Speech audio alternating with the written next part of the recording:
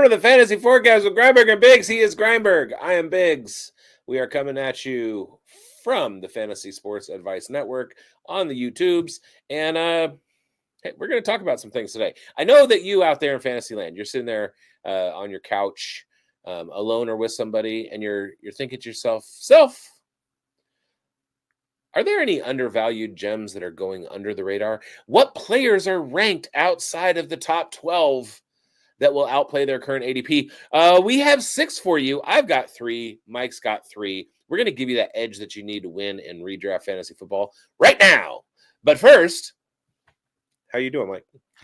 Man, I'm doing good. It's been obviously a busy week for us. We are grinding it down. The draft's about a month away and things are happening. And we got to get uncovered some of these guys that are flying a little bit under the radar here, if you will, bigz. Guys that are going well above what they probably will finish as far as their ADP goes near the end of the year. And we've each got 3. We're going to cover them all. But our number one guys that we each have here are bangers, and you're going to want to stick around for that. But bigz, why don't you start us off with your number 3 guy? Okay, I will. You did mention something, and I noted that it's funny that there's always things happening. It's like they don't stop happening things. Anyway, my sleeper number 3, I'm going to go with Tennessee Titans, Calvin Ridley. Last year, Ridley had 120 targets, only 64 catches. That's basically a 50% catch rate. That's bad. And that's Will Levis. Well, the Tennessee Titans have the number 1 pick in the draft, and they're probably going to be using that draft pick to draft Cam Ward. Last year with the Miami Hurricanes, Xavier Restrepo had more catches on fewer targets than Calvin Ridley. He had a 72% catch rate. Now, if you extrapolate the catch rate and you stick him at 120 targets, Calvin Ridley comes up with 86 catches above his 64, and that would put him into the top 10 of wide receiver finishes with about 270 points. He was averaging about 2.7 points per catch last year, or 2.5 something. Anyway, if he adds 22 extra catches, that gets him into the top 10. So he's not being drafted very highly. Go out and get yourself some Calvin Ridley. Some improved quarterback play is going to help him out. Hey there. Hey, Schulte. What's up, man? What's up? Oh, sorry. It was your division. I didn't mean to do a division rival for Schulte. Hey, dude, I agree with you, man. I mean, obviously, he was on my team the prior year. bigz pretty much said everything I wanted to say. Was Will Levis stinks. You look at the catchable target rate last year, 59.2%, 97th in the league. And target accuracy was 91st in the league among wide receivers. So Calvin Ridley had no shot, right? And he still busted out 1,000 yards. Talking air yards, average depth of target, deep targets. He's top 10 in the league in all 3 of those. He was top 10 in the league, all 3 of those in his year in Jacksonville. So I don't think that's just like a Will Levis is just going to bomb it type of stat, right? Yeah, the upgrade to Cam Ward is going to be huge. He's a good, accurate passer. Calvin Ridley's posted 2 of the quietest back-to-back 1,000-yard seasons like in a while, and he's probably going to do it again. He's going to be that dude that Cam Ward's going to rely on, right? Rookies love to find a vet to just force the ball to, and yeah, Ward is just going to be a massive upgrade over Levis. That you got to be in on Ridley at his price. Yep. Good call, bigz. Yeah, with not much out there, they might get some draft like you mentioned here, but I like that call, bigz. I'm going to talk about a guy, also a wide receiver that's going under the radar here, and that is Jauan Jennings. He had a career high campaign in 2024. And I think he's just primed to take on that larger role for the 49ers. The departure of Deebo Samuel and the uncertainty around Brandon Ayuk, it looks like now he's going to be missing up to half of the season. That is making a good position for, Jauan Jennings to emerge as the team's number 1 wide receiver. I know Ricky Pearsall is getting steamed up, but we got to remember how efficient Jauan Jennings was last year, a former 7th-round pick. He's been consistently outperforming his expectations. Last year, 77 receptions in 2024, 975 yards. He had 6 touchdowns. He had an 11 catch, 175 yard, 3 touchdown performance in week 3 against the Rams. It just showcases his ability to go off in a big game. 2.29 yards per route run. That ranks him 16th among 163 qualifying wide receivers, and that's ahead of stars like Amon-Ra St. Brown and CeeDee Lamb. 70% route participation in key games. That indicates his growing importance and the role in his offense despite a crowded receiving room last year. It's going to open right up. So Jauan Jennings, I think he's going to have a very good year in 2025, and he's going to step in as the team's number 1 wide receiver, and I'm not going to sleep on him this year. I think he's going to be a surprise star, and he's going to outperform currently his underdog ADP of 35. I think he's a wide receiver 2 for sure here. I am very, very upset at that week 3 finish. He with that performance alone took me down in my home league that week against a rival and made me very, very sad. Yeah. I do want to reach out to everybody.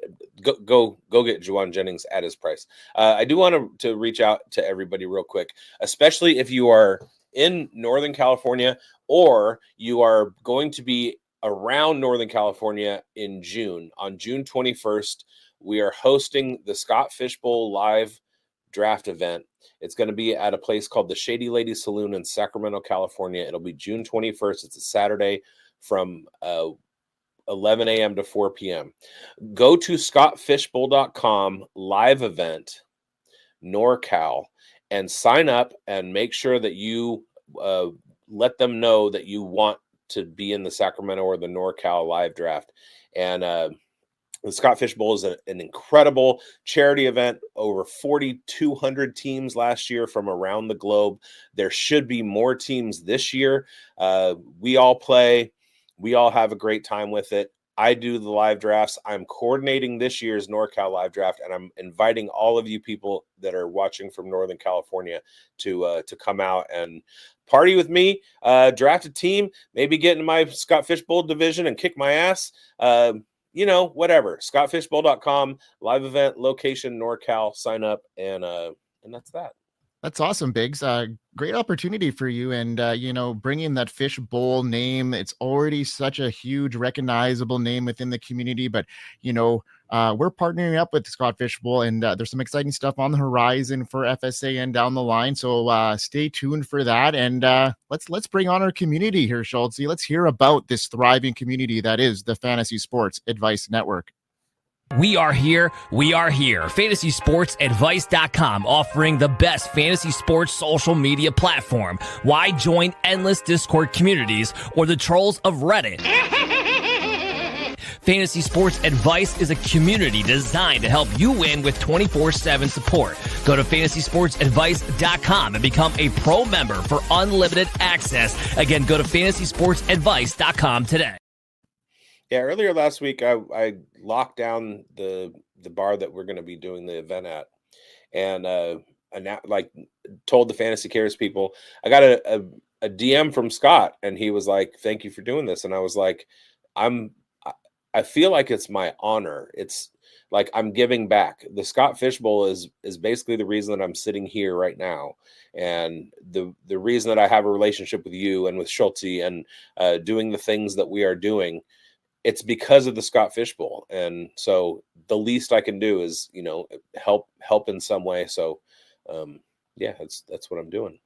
I love it, bigz. Way to go, man. And I'm proud of you. And I'm a huge Scott Fishbowl participant as well. So I'm excited for this year's format to get out. And we're going to probably have a show, just based off of the scoring at some point over our 2 platforms here, either the Pulse or the Forecast. We'll have some good stuff headed on for the Fishbowl, folks. So stay tuned for that coverage. And now, do I just pause it there? All right, bigz. Who is your number 2 uncut gem? Number two. My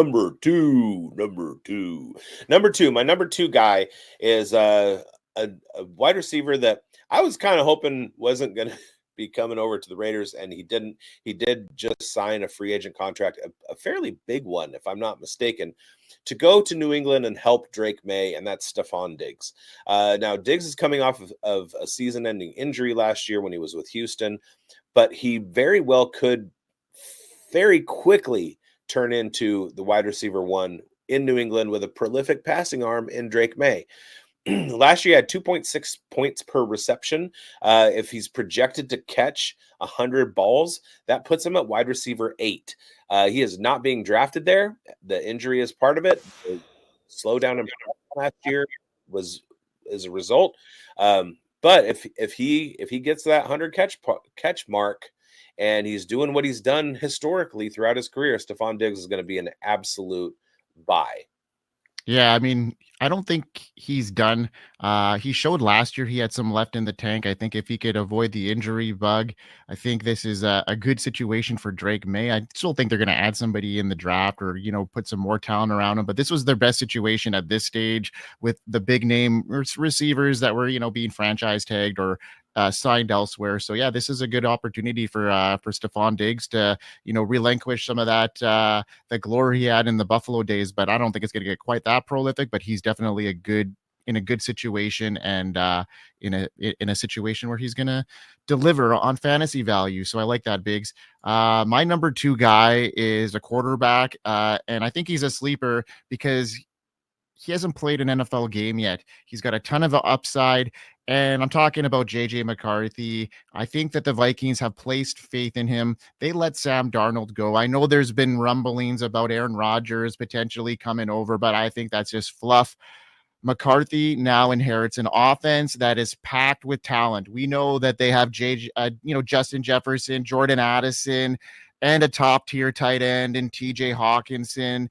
And not to mention, Kevin O'Connell was able to turn Sam Darnold into a top 10 quarterback in 2024. Just imagine what he can do with a more talented and versatile weapon like JJ McCarthy. He's already proven he could get the most out of his quarterbacks. Darnold's season last year was good. He was a career journeyman, and he made a Pro Bowl appearance last year. So McCarthy comes in, a little bit more talent around him. He's got some rushing upside. He was able to lead Michigan to the 2023 college football national championship.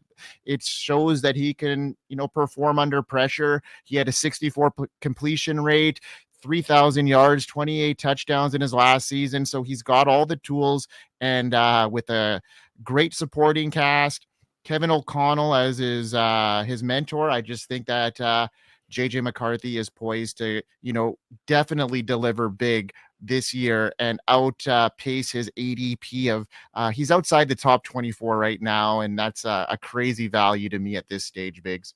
Yeah, especially if he is going to be a starter. He was my second favorite quarterback in the rookie class last year, and yeah, I expect big things from him. He's got a hell of an arm. One of the things that he did at the combine last year was through with a lot of velocity. He was right behind Joe Milton.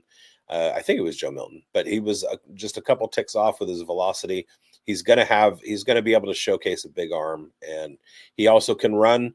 Some of his early days in Michigan, he was used as a running quarterback, as kind of on like read option plays, where they would bring him in as a gadget guy and to kind of take some pressure off the offense and the other quarterback. So here comes JJ McCarthy, and it was a run play. That Michigan program has tended to do that with a couple different quarterbacks over the last few years. McCarthy was one of them, and then in his junior year, he became the passing guy there. So, looking forward to a lot of good years for McCarthy. Yeah, me too. Now, you know what else is pretty cool? Before we get into our number 1 guys that everybody's waiting for to hear about, you talk about the draft class a little bit here, Biggs. Talk about the rookie guide that is about to hit the news waves of FSAN and all our platforms, and what's going on behind the scenes there. All right, let me put it as eloquently as I can. We have rookie guide. No, we have a team of guys who are putting in a ton of work, doing the research, digging into the numbers, watching the game film, writing the blurbs, putting everything together in a nice, beautiful format for you to take into your rookie drafts and figure out what the experts think about so and who's he what, and all the different players that are going to be coming up via the NFL draft in about a month. What is it? What are they going to mean for fantasy? And we will have that for you right after the draft. It's going to be nice, and it's going to be very important, and it's going to help you win. Yeah, you know what else is going to help you win is your top guy, because your spotlight has been banging the last 6 months, and you always define a really good star in your spotlight or veer us away from guys that are important to veer off of. So Schultze, let's get into bigz' spotlight as number one guy.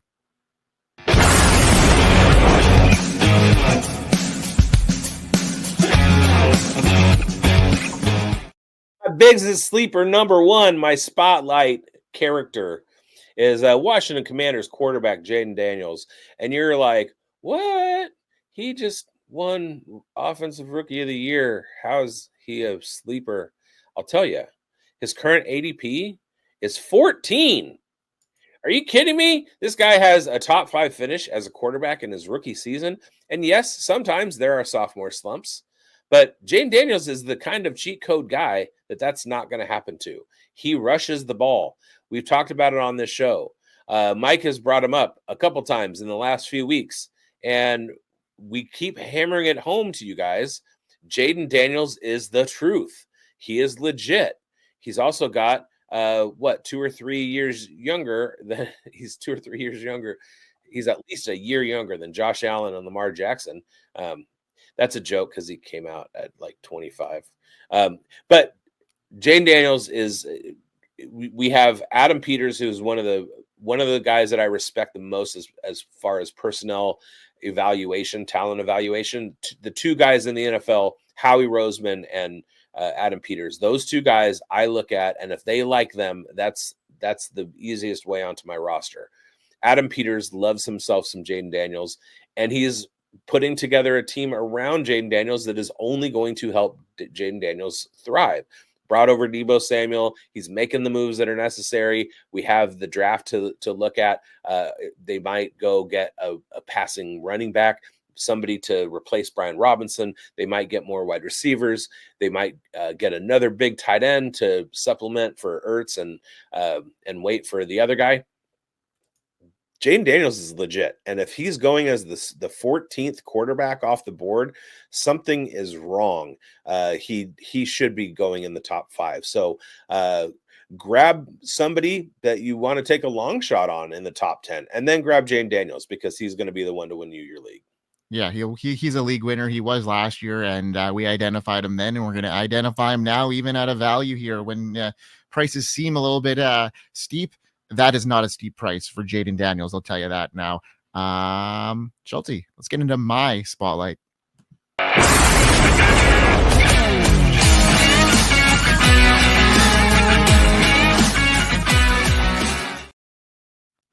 Now, my spotlight is going to hit a couple heartstrings here for bigz and I and Schultze. He's been a guy that has really been up and down kind of player, and I'm talking about Travis Etienne. And to me, he's going under the radar right now, especially in redraft fantasy football. After a solid start to his career, he can prove to be a true workhorse back in the NFL. He's 2 years removed from a great season, 58 receptions, 476 air yards, over 1,000 rushing yards, and 11 touchdowns on the ground. That was a great season, and that was 2 years ago. And now they have a new coaching staff, and I'm really optimistic to see what Liam Cohen brings to this situation here in Jacksonville. We know what he did to the pass-catching back and Rachaad White a couple years ago. He's just been able to elevate their backfields in wherever position he's been in. So I like this comeback from Travis Etienne, and some people are splitting hairs here thinking that Tank is, proved himself, but I like Travis Etienne's upside as a pass catching back, and he has proven that he can handle a workload. I'm not saying that Bigsby is going to come in and relinquish what he's earned, but Etienne is going to get some of his back and get back to where, he can be a respectable high end RB2 with RB1 upside. I just think that this is going to be a more high volume passing attack, a better foundation for rushing yards, and he's going to have a little bit better protection. They've made, strides this offseason to help Trevor Lawrence. So I just think this whole Jacksonville community is coming together here, and I see big things for that team in general in 2025, and Etienne is kind of under the radar here for me. I tend to approach fantasy with a George W. Bush kind of attitude. Fool me once, shame on you. Fool me again, won't get fooled again. So if I really heavily invest in a player and then I get burned from it, I tend to not want to go back to that well. Travis Etienne burned me hard last year, but you know what? I'm ready to go back all in on Travis Etienne. I'm ready to do it. So let's do it. Yeah, hopefully he just gets that protection, and they're going to make those dump offs a little bit easier. Some room around the outside is where I think he thrives, not so much of the banger up the middle. So I think that could be a game plan that they use. Also, let's keep this episode in March and then not speak a word about it, so that and not do an August episode on Travis Etienne, so that it's way in the distance and people won't remember. Yeah, exactly. Yeah. Also, I realized I'm wearing an LSU hat, and I spotlighted an former LSU player, and I didn't even do that on purpose. All right, you guys, we're going to get out of here. Thank you to Schultze. Thank you to Mike. Thank you to me. And thank you to you watching out there in Fantasyland. Like and subscribe, hit the bell, go to FSAN, get your membership together. See us in Canton, sign up for a Scott Fishbowl live draft. You don't have to come to the one in Sacramento. You can go to one anywhere near you. Go sign up for the Scott Fishbowl. And you can't get invited if you don't sign up. And yeah, I hope you win.